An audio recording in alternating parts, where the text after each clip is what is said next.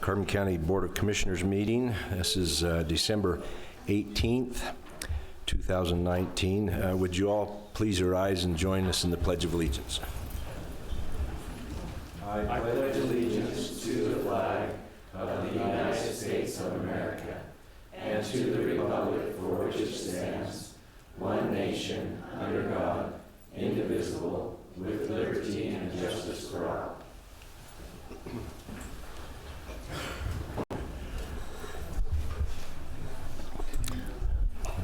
Thank you. Just want to make one note tonight.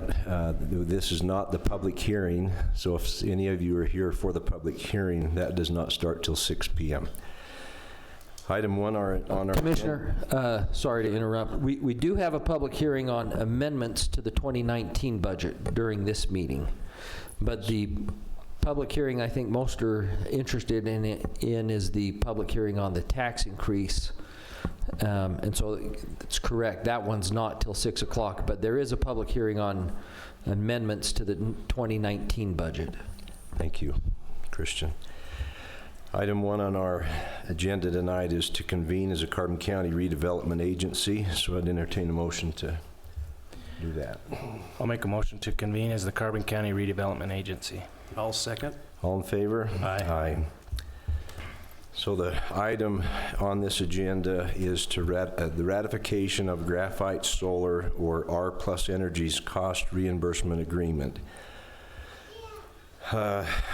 Christian, would you Commissioners, you went that? through the last meeting, we went through the details of that, and you approved it as the Carbon County Commissioners, and tonight is just to ratify it with the actual entity that's going to be signing it, which is the redevelopment agency.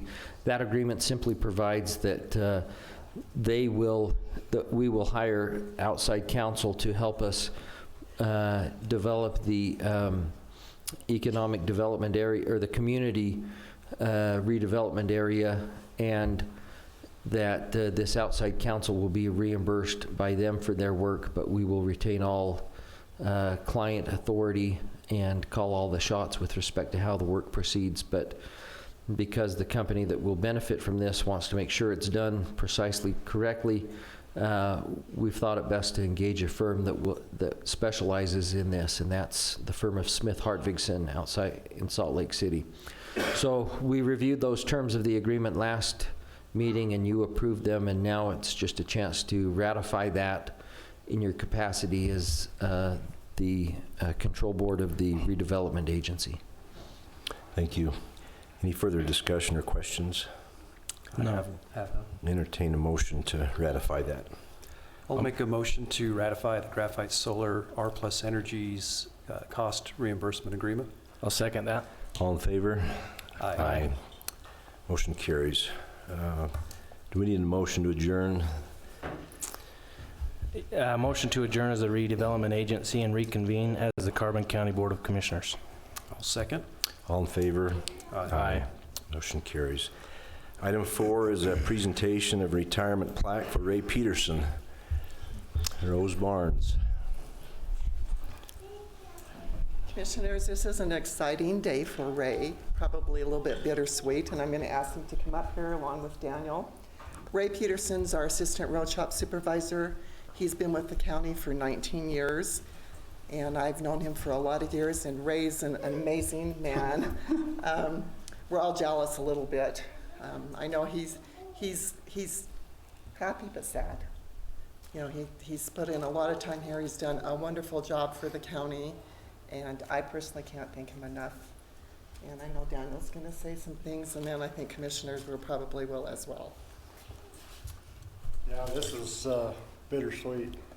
I've worked with him for 19 years, and I don't know what it's going to be like to walk in January 2nd and have him not be there. It's going to be pretty tough. He's been like a father. He's been a mentor. Ray and I have been through a lot together, and I'm happy for him, but I feel like a baby because Yes. No, he's been a great partner. He's been, like I said, a mentor to me. So I can't thank him enough for everything he's done for me. So, Okay, I don't want to start crying, guys. Now you're going to make me cry. If you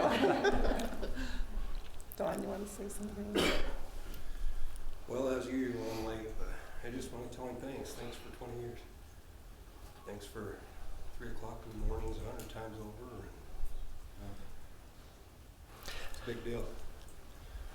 I appreciate it. I don't like you or nothing, but I appreciate it. Thanks, buddy. Well, it's been good. I've enjoyed working here at the county.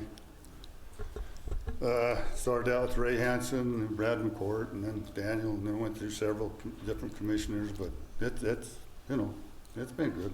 Sheriff Wood, too. Can't forget him. But, I appreciate everything. Well, Ray, it's a great day for you. You work your whole life so you can retire, and we hate to lose you, but my association with you has been all positive, and we'll miss you as a valued employee of the county. So thank you, and good luck in your retirement. Okay. Yes, thanks, Ray. Appreciate everything you've done. It's going to be a little bit strange not having the Petersons, Ray and Rhonda here. They've both worked here for a long time, so appreciate everything you do. Yeah, thank you. Everybody said it, but it's those late night calls, those snowstorms, those breakdowns of equipment that have to be fixed. Appreciate all that effort that you gave us. Thanks. Thank you.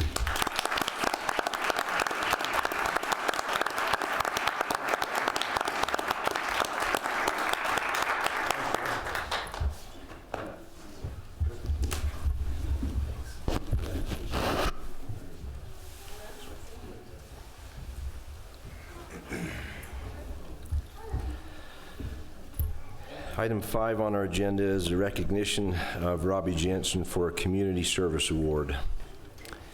So, Commissioners, I talked to Rose about this. It was, I believe, last week. Robbie came to me and had a question, and we started working through the details of it, and it ended up being that we had a homeless senior that came to the senior center, and Robbie ended up taking this senior and putting him up in a hotel overnight because he couldn't get the evaluation done with the AOG that day. So we took him and put him in a hotel overnight, bought him dinner, ate pizza with him and his family in the hotel room, brought him back to Price the next day, and helped him get the evaluation so he could get the services he needed to get off the streets and get the help he needed. So I just wanted, that was something that was above and beyond, I thought, of what his job duties are, and I wanted to recognize him for that. So, Robbie, we have a plaque for you.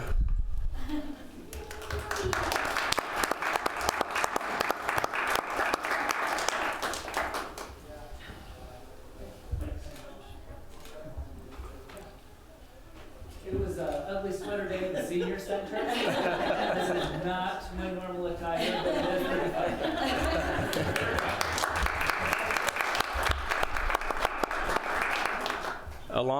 Along with that note, Robbie does a great job at the senior center. The seniors really like him, and he's doing a fantastic job. We share Robbie as an employee with Emery County, but as far as I know, Emery County loves him and we love him. So if there ever comes a fight for who gets him in the end, it'll be a battle. So appreciate you, Robbie. Thank you.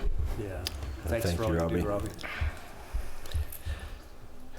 Item 6 is a presentation of the Tourism Super Service Award. Tina Henry, our tourism specialist. Hello. So I met this young lady a couple of years ago, but I attended a murder mystery dinner at Marcia's Sandwich Shop this past year, and this actress got into her part. She was dressed to the part and was really interacted with the crowd, and we had a ton of fun. So Mary Chittister was nominated by her boss, Marcia, at Marcia's Sandwich Shop. Those who frequent Helper know that Mary is a face that you'll often see, but I know that she's a lot of help to Marcia there, and the customers love her. And so we just want to say thank you for all your wonderful devotion to customer service and for providing superior service and a good visitor experience. So we're giving Mary Chittister this certificate and a $50 gift card. So thanks. And she's overcoming pneumonia. We didn't know she could be here today, so we're glad that she took her antibiotic and followed doctor's orders and that she's able to be with us. So did you want to say Thank you very much. I appreciate it. I love Carbon County. Been here all my life, and as far as I'm concerned, it's tops. Oh, thanks, Mary. Thank you. Thank you, Mary. Thank you.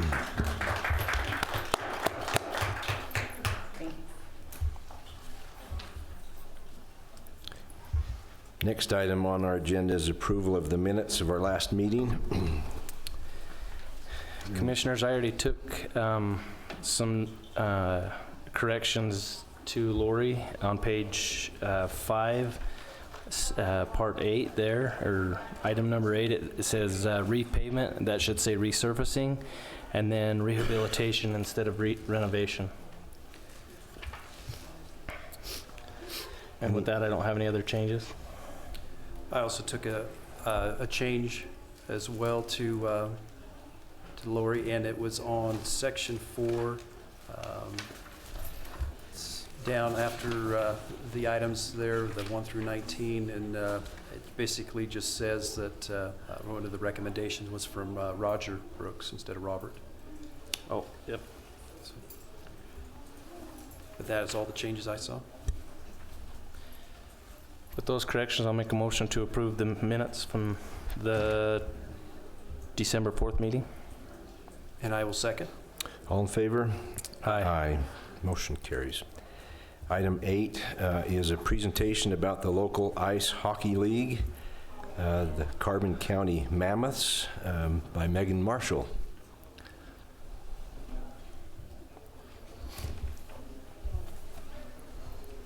Hi. Hello. Thank you for your time this evening. I'll also have to ask for some patience. I'm recovering from double jaw surgery, so if you'll bear with me, I'm finally vocal again. So we're here this evening to inform the commission that we have started the efforts in creating a local nonprofit youth ice hockey club. And we would like your permission to use the ice pond out at the fairgrounds. We've been at this quite some time. It's probably been about a year since we've started talking to people. We've been recruiting in different ways. This is my son, Jonathan Marshall. He's going to tell you about how we've been recruiting other players. Word of mouth, social media, posters, schools. How many players do we have so far? 17. Wow. So between the ages of 6 and 18, we've got 17 players so far. This evening is our first team meeting we're pretty excited about. Again, it is nonprofit. It's ran by volunteers. Our first one to be unwillingly volunteered was Clinton Broadhead here. He's going to be our head coach. We also have a Joshua Clark who's going to be our assistant coach, Jason Marshall, Kyle Heffernan, all volunteers in the community that just love Carbon County and want to give back in a way that's becoming increasingly popular. This year, we are starting out as just a club. So we're just a bunch of people enjoying a hobby, getting together, but we are in communication with the Utah Youth Hockey Association. And so that the goal is to become a full-fledged team and be able to travel throughout the state and compete with other teams. And we have decided to take on the name the Mammoths. We thought that worked out well with our prehistoric roots. And it's just been a lot of fun so far. So we'd just like to ask for your support, for your blessing, and letting us use the pond, if that's all right. Well, thank you for what you're doing. Are there any questions for Megan? Just a couple questions. As far as would it be like a nightly practice Yep. Well, as far as a club situation? we are working on a practice schedule to make sure it's not too aggressive. It would be in the evenings, and we're also looking into different ways to shuttle into indoor rinks throughout the state as well, to really give them a better feel of how it would be to be on a rink. As far as equipment goes, we understand it's a really high investment for parents right off the bat. So we're not charging to participate. It's completely free to come play. And the volunteers, we've been paying out of pocket to buy equipment, used equipment that we're finding, so that we can loan them out to the kids. So that some that are just starting out may or may not like it. It's just a great way to experience something new, and for those that stick with it, we're there to support them and teach them. Yep. The only question I would have is, do they need to coordinate with the Carbon Rec for use of because there's people that go out there and ice skate just for fun or... Right. Yeah, we have our usuals out there. Right. And that's kind of where I was going with that, is just how often they would be Right. on the ice. Yeah, we certainly wouldn't want to impede on anything that's already scheduled, so we're very flexible, and we're happy to work with the rec department to make sure that we can get out there at a decent time. Super excited. This is awesome. Yeah, the memes. So, if you've got any questions, I sent in the letter of intent. It has all of my contact information. We do have a Facebook page, the Carbon County Mammoths, and Johnny here is working on Snapchat and Instagram and all the things I don't know how to use. So we're definitely getting the word out there, and we're always in looking for more adult volunteers, adults that just want to come out and skate, and kids that want to learn how. So, thank you so much for your time. Thank you. Thank you. Good luck Good with luck. it. Absolutely.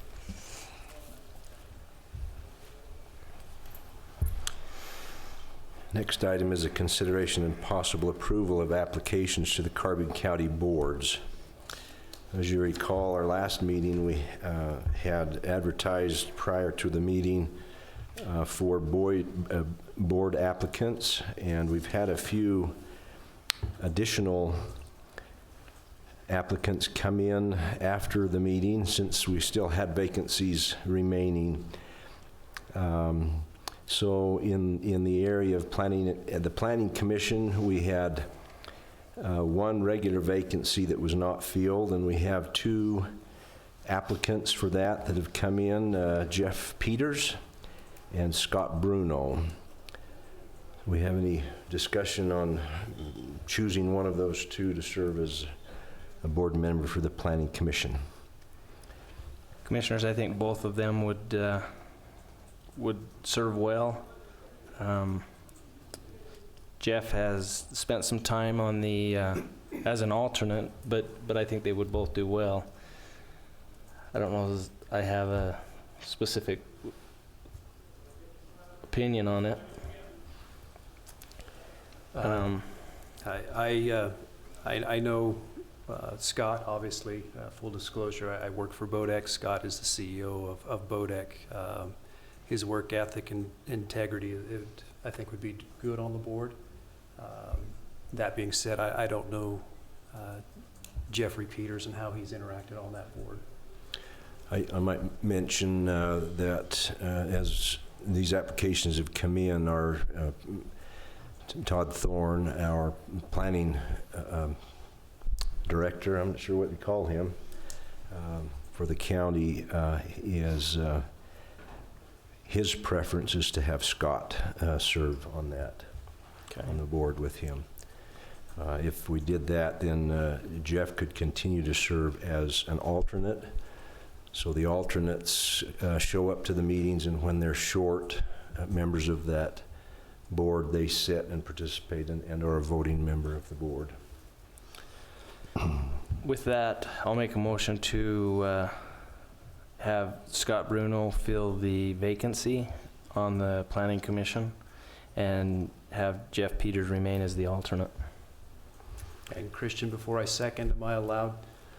Maybe I should step down and second that. Yeah, I'd recommend that maybe Commissioner Jensen and Commissioner Hopes be the ones that vote on this one. Okay, so I'll step down as chairman and second that motion. All in favor? Aye. Aye. Okay, the next board is the Tourism Tax Advisory Board. We have 4 vacancies. At our last meeting, we had 2 applicants, Cindy Lund and Bobby Sandoval. Both were approved to sit on the board at our last meeting, and we've since received additional applicants, Lenise Petterman, Angelo Katipas, Mark Jesperson, who currently is serving there but can be reappointed, Jana Olson, who also is currently serving and could be reappointed, Athena Robinson is also currently serving and can be reappointed, and Desiree Stevenson. And Commissioner Hopes, could you give some explanation there and what we can do? So this board can have up to 10 voting members. The majority of the voting members have to be from industry, so either restaurant or tourism, or restaurant or hotel, but the rest of them can be in related businesses or community members.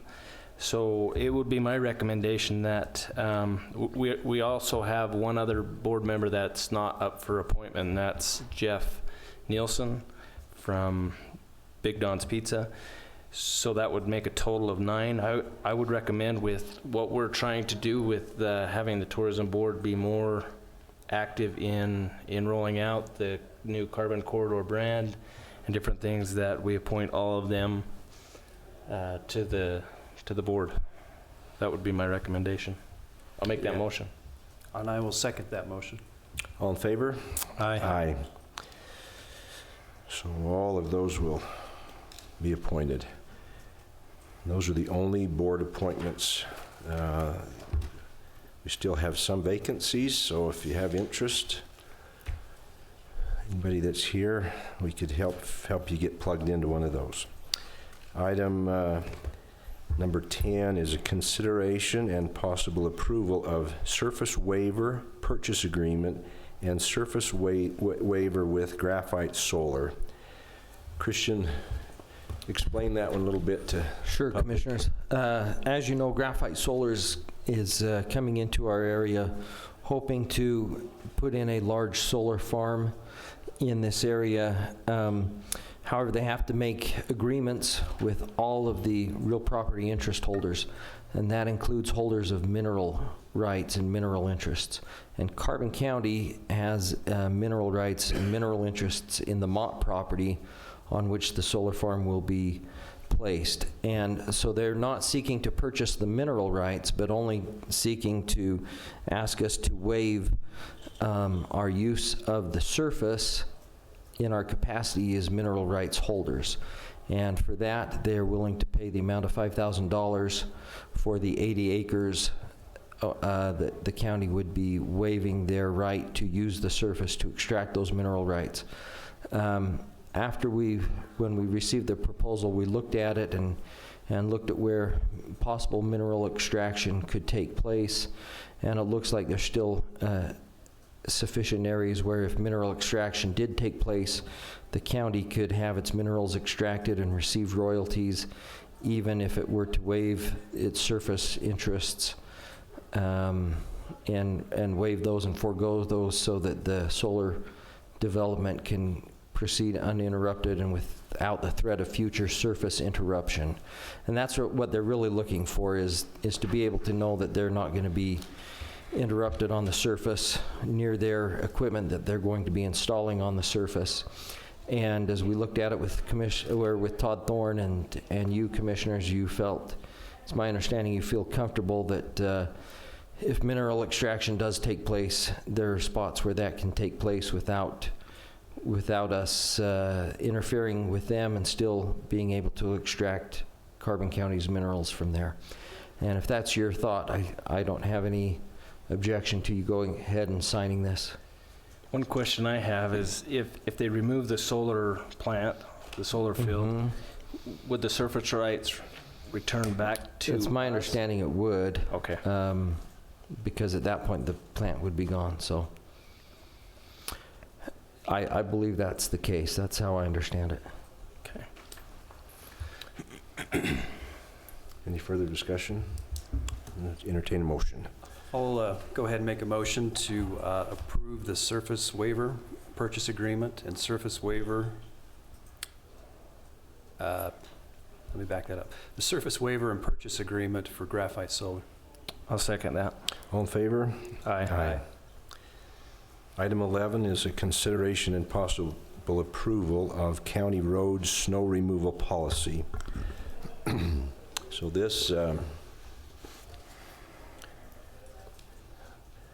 is a proposed policy that would put in place a little more definite time and when snow plows from Carbon County would be out working rather than around the clock like we have done in the past. Christian, anything you want to highlight there from? I think that's the main concern, Commissioners, is that in the past we have attempted to plow all of the roads immediately, and we've done that on a nonstop, continual basis, and we simply don't have the snowplow drivers available to do that like we have in the past during periods of heavy snowfall. So this says that snowfall removal will take place between the hours of 4 a.m. and 9 p.m. The arterial and major collector streets will be given priority, and then will be secondary and residential streets with consideration for school bus routes. And then after that, all other areas will be plowed as storm conditions allow. We're hoping this will also enable our drivers to get the rest they need. So it'll improve safety concerns. It will we'll still be able to act pretty efficiently, I think, because this is still a pretty broad window. And it indicates that if there's an emergency at a time between that 9 p.m. and 4 a.m. hours, the county will respond, or the county road department will respond if summoned by the sheriff, and if there's some kind of an accident. But otherwise, a snowpacked or an icy road alone will not be considered an emergency during those hours. And so it just lets everybody know that the road department will get to it as quick as it can. Also indicates the road department will have the discretion to determine when salt and sand will be used and in what quantities and on what hills, and that they'll use their best knowledge as to those applications. You may know, Commissioners, Daniel, our road supervisor, has presented at Western regional conferences and state conferences on the use of salt and sand, and he's really spent a lot of time observing this and thinking about it, and has kind of a system that he's worked out. So it's not a haphazard thing in our county. It's very well thought out and considered. And this just makes it clear that if citizens are concerned about that, they should know that it's not an accident. There's forethought that it's gone into whether or not a road is just plowed with sand or with salt or with both or with neither. There's been some thinking that's gone into that. Thank you.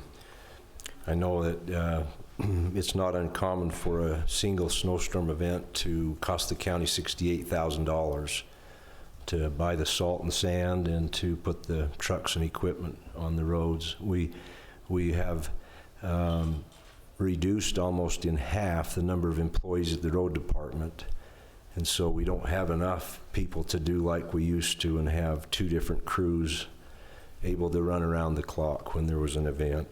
So that's an attempt to try to make sure that we're reducing costs, but also we're not keeping those drivers out longer than by law we can allow them to be driving trucks in a long period of time. So, any other questions? Let's have a motion. I'll make a motion to approve the county roads snow removal policy. I'll second. All in favor? Aye. Thank you. Next item is a consideration and possible approval of Republic Services request for a 7.5% increase to solid waste disposal rate at ECD Environmental. This is the East Carbon landfill, and basically they're requesting a 7.5% increase in the fee that Carbon County pays to them for all of the household waste that comes from our homes, whether it's picked up in a garbage can in front of our home or dropped at the landfill. All of those household waste materials have to be hauled to ECDC, and we're charged by the ton for those. Any questions or? I do have a lot of questions. I believe we had an increase with them prior to 2014, but the last one I could find was a 4% increase in 2014. I thought we passed one last year. I think what they asked us to do was to change the date. Is that what happened last year? Change the date on which payments were due, basically, because it had to do with their contract with somebody else. With Waste Logistics. I think it was, yeah. So I think that's all it was a date due change. And I believe it's a pretty substantial increase. Yeah, and with the letter that was provided here too, I don't see any dollar amounts that what this rate currently is, what it would go up to. I know he's put the tonnage in here, but I don't feel like I have enough information to put a vote on this. I would almost suggest that we table this and get a little more information before we agree to a 7.5% increase. So. You want to make a motion to table it? I'll make a motion to table this. I'll second that. All in favor? Aye. Motion carries. Item 13 is a consideration and possible approval of a 10-year extension to the West Tavaputs programmatic agreement. Anybody want to tackle that one? I don't know if maybe Casey, you might know most about the recent developments on this. So this is just an amendment to the West Tavaputs programmatic agreement, and it deals more or less with the cultural aspects of 9 Mile.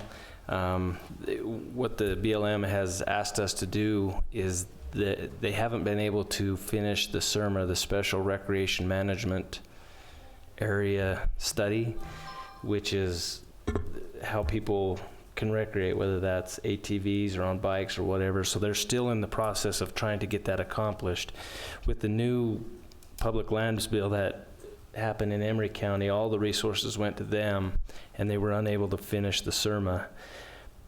The other part of this is for several years we've been asking to be able to develop the sites out in 9 Mile so that tourists can stop and know where to look for what cultural sites, what archaeological sites are out there.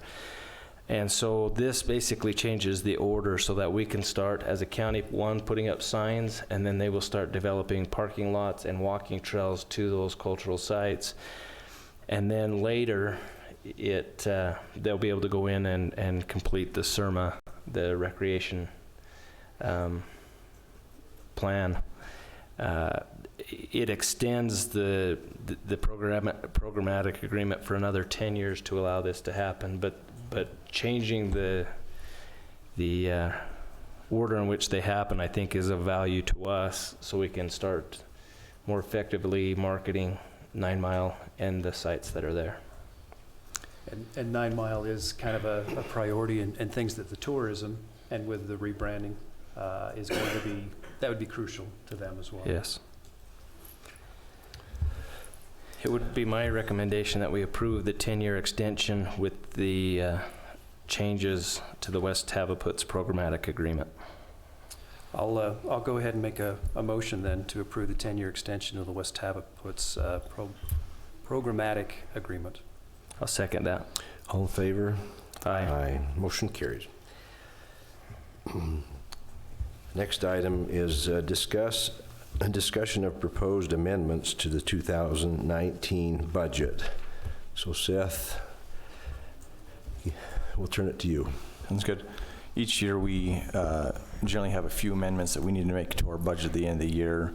The purpose for these is that in preparing our budget the previous year, many times we'll have a few expense accounts where there's unforeseen expenses or maybe some estimates that were a little lower than what we should have had them at. So I thought maybe I'd go through a couple of the amendments. Well, I'll cover most of them here. Keep in mind, these are areas where we are likely already over budget, again, because of unforeseen expenses. And we need to adjust our budget to show those so that when we're audited this coming year, we don't get cited by our outside auditor or by the state. So this is an attempt to adjust those expense accounts. In Fund 10, the main changes that we had deal with the Sheriff's Department and the jail. There's an increase of about $140,000 for permanent employee salaries and expenses between the Sheriff's Department and the jail. There's also an increase for inmate healthcare and inmate food costs, about $15,000 for each expense account. My understanding is that the jail is much more busy than we have been in previous years. As a result of that, we are at or near capacity for most months of the year, and so that equates to additional medical costs and food costs. I think also, and maybe I'm overstepping or overstating, but I think we have a limited number of deputies to cover what needs to be covered in our county, and so inevitably there's overtime, and sometimes it could be difficult to estimate all the overtime that we might have in a year and what incidences there might be. So the other changes in fund, I will mention that as part of this, we've reduced our costs, or what were our estimated costs, or our budget for our insurance was for this year for nearly $140,000 as well. So a lot of the increase will be covered by a decrease in other areas. The other change in Fund 10 was for utilities and maintenance for the administration building here. And some of those have to do with the second tier of our veterans wall that we put together. Was $10,000-15,000 to have that manufactured, mounted, and all those things done. Those are the main items for Fund 10. There's a few in Fund 20 as well, if we can look at those. In Fund 20, the major changes was an increase of $20,000 from our street lighting. This year we've had several instances where a street light on a county road was either hit by a vehicle, or we've had a few in East Carbon that were shot by rifles, and we had to do some significant repairs. Generally, we budget for about $20,000. We usually get very close to that each year, but this year we've nearly doubled that because of the issues we've had with vandalism and whatnot. And then finally, we have an increase to the road department of about $260,000. A lot of this is due to the good snow year that we had last year. There was considerable money spent in the first 2-3 months of the year in 2019 in snow removal, as well as we had a road failure in Springland and a few other unforeseen issues with roads that we needed to fix this year to maintain public safety. I will mention with this increase, it still leaves the budget for the Class B a few $100,000 less than it was in 2018. So even though it's an increase for 2019, it's it's a little lower than what it was in 2018. So those are the main changes that I have. If you have any questions. I don't have any, Seth. I don't have any either, and after today's little incident with the rooftop unit, it could have been another emergency, so Right. things do happen that are unforeseen. No questions. Entertain a motion to, well, we got to go into a public hearing to amend the 2019 budget. So let's have a motion to do that. I'll make a motion that we go into public hearing for the amendments to the 2019 budget. I'll second. All in favor? Aye. Are there any comments from the public in regards to this budget amendment for 2019? Okay, seeing none, we'll ask for a motion to come back out of our public hearing. I'll make a motion to come out of the public hearing and come back as the Board of Commissioners. Second that. All in favor? Aye. Aye. So now we need a consideration and possible approval of amendments to the 2019 budget, which will be noted as resolution number 2019-08. I'll make a motion to approve resolution 2019-08, approving the amendments to the 2019 budget. And I will second. All in favor? Aye. Aye. With that, a motion to adjourn. I'll make a motion, we adjourn. Till 6 o'clock. Till Till 6 6 o'clock. o'clock. Seconded.